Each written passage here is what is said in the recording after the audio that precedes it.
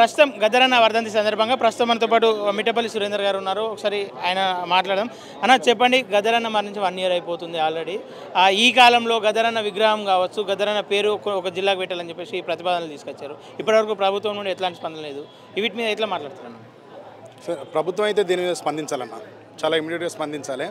ఎందుకంటే గద్దరన్న లాంటి గొప్ప కళాకారుడు, ప్రపంచంలో వేళ్ల మీద లెక్క పెట్టగలిగే కళాకారుల్లో గద్దరన్న భారతదేశం నుంచి మొదటి వ్యక్తి. గద్దరన్న లాంటి కళాకారుడు, కవి, గాయకుడు, ఒక విప్లవకారుడు, ఉద్యమకారుడు, చైతన్యవంతమైన వాడు, పాటగాడు, మాటగాడు, అభినయకర్త, ఇంకా మళ్ళీ ఎవరు పుట్టరు. గద్దరన్న లాంటి వ్యక్తిని మళ్ళీ కాలం కంటదో లేదని నేను చెప్పలేను, కానీ గద్దరన్న మాత్రం చాలా గొప్ప వ్యక్తి, అద్భుతమైన వ్యక్తి.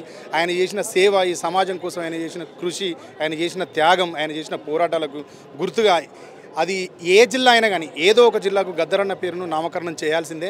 దీని మీద ప్రభుత్వం చాలా తొందరగా స్పందించాలి, తొందరగా దీని పట్ల ఒక నిర్ణయం తీసుకోవాలన్న.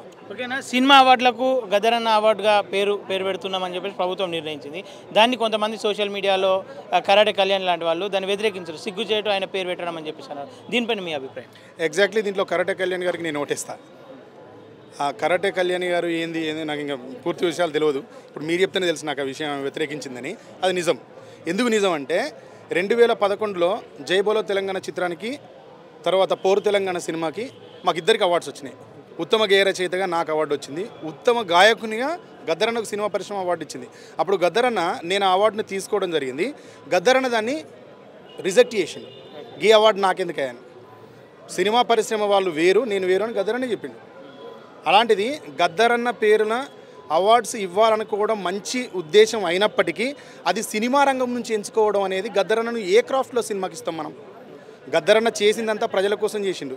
గద్దరన్న చేసింది విప్లవానికి చేసిండు, విప్లవోద్యమాలకు చేసిండు, ఉద్యమాలకు చేసిండు, ప్రజా చైతన్యం కోసం పనిచేసిండు, ప్రజా సంఘాల కోసం పనిచేసిండు, అణచివేత మీద వ్యతిరేక పోరాటాలు చేసిండు.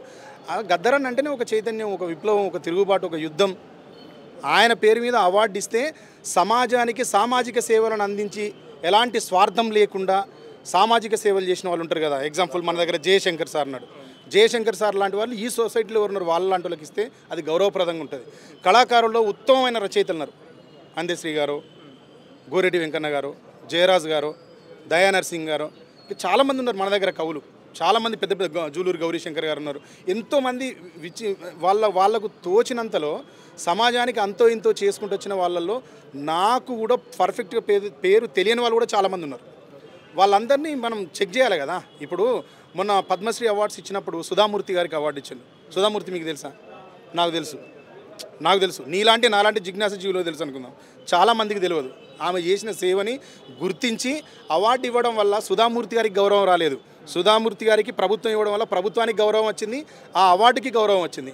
గద్దరన్న పేరు మీద అవార్డు ఇస్తే శ్రమజీవులకు ఇవ్వాలి, ఉత్తమ రైతులకు ఇవ్వండి, ఉత్తమ కార్మికులకు ఇవ్వండి, ఉత్తమ ఉద్యమకారులకు ఇవ్వండి, సమాజాన్ని చైతన్యం చేస్తున్న వాళ్ళకి ఇవ్వండి. కానీ సినిమా పరిశ్రమలో ఎవరికని ఇస్తాం? ఉత్తమ హీరోయిన్కి గద్దరన్న అవార్డు ఇస్తాం. ఏ విధంగా ఉత్తమ హీరోయిన్ ఉత్తమ గద్దరన్న అవార్డు తీసుకుంటే చెప్పండి? ఈ ఆలోచన సరైనది అయినప్పటికీ కూడా వాళ్ళు ఎంచుకున్న ఫీల్డ్ సరైనది కాదు. గద్దరన్న పేరు మీద అవార్డు ఇవ్వాలనేది చాలా గొప్ప విషయం, కానీ అది సమాజహితమైంది అయితే చాలా మంచిది. సినిమా ఎప్పటికీ కాదు. సినిమాకి గద్దరన్న అవార్డు ఇవ్వరాదు. ఒకవేళ సినిమాల్లో ఇస్తే ఇవ్వగలిగింది ఒకరున్నారు, ఇద్దరు ముగ్గురు ఉన్నారు.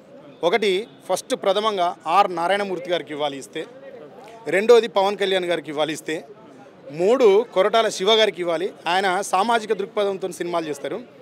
ఇంకొక డైరెక్టర్ ఎవరో ఉంటారన్న ఒక ఆయన పేరు నేను మర్చిపోయినాను, వీళ్ళకి ఇవ్వచ్చు. వాళ్ళు సమాజం కోసం అంతో ఇంతో సమాజం మీద అవగాహనతోని సమాజాన్ని మేల్కొల్పాలనే ఉద్దేశంతో సినిమాలు తీసేవాళ్ళు. వీళ్ళు తప్పితే మనం ఎవరికి ఇవ్వలేము సినిమా ఇండస్ట్రీలో అవార్డు. వాళ్ళు కూడా ఎవరు రియాక్ట్ కాలేదు అవార్డు పట్ల అంటే రీజన్ ఇదే. ఓకేనా, ట్యాంక్ బండి మీద గద్దర్ విగ్రహం పెట్టాలనేది కూడా ఒక ఆలోచన ఉంది. ఒక్క ట్యాంక్ బండి మీద ఏంది బ్రదర్, ఒక్క ట్యాంక్ బండి మీద ఏంది?